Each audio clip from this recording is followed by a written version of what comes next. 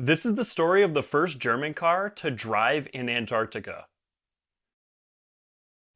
The 1960s was a time of peace, love, and of course, Volkswagen. The Beetle and the Type 2 bus became the staple of this time period, and Australia knew this. Specifically Ray McMahon, a young engineer leading the next expedition to Mawson, which is a remote island above Antarctica. Previously, the vehicles used in Australia's remote settlement were all water-cooled, which were difficult to maintain and unreliable to have. Their only backup to this was dog sleds, and that created its own set of problems.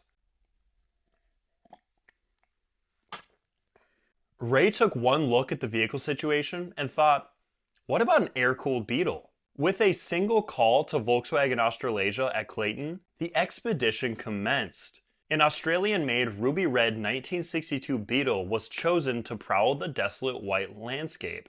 It was winterized with upgraded bearings, winter accessories, and a bulletproofing of the electrical system.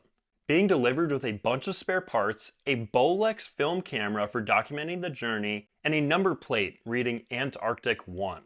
Volkswagen was all in on showing the Beetle's surprising capabilities. Over the span of a year, the Red Terror, as it was nicknamed, endured negative 60-degree Fahrenheit weather, extreme winds, and of course piles of snow. Yet the Beetle never froze. In fact, it thrived. Used alongside snowmobiles and Porsche-powered Hamilton snow tracks, the Beetle drove up steep inclines and conquered anything in its path, being perfect for short trips and running around the Mawson station.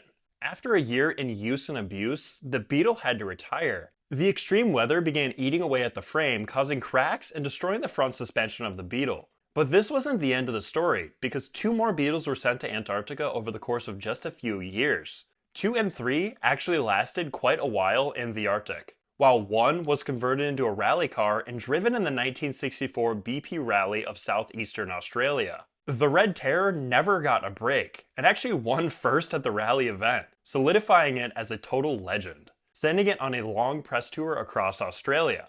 You'd think now it would be sitting in an Australian museum, but it isn't. Not only did Antarctic 1 go missing, but 2 and 3 did too. Nobody has any idea where they went, with the main theory being scrapyard for at least 2 of them. How do 3 of the most influential Beetles go missing?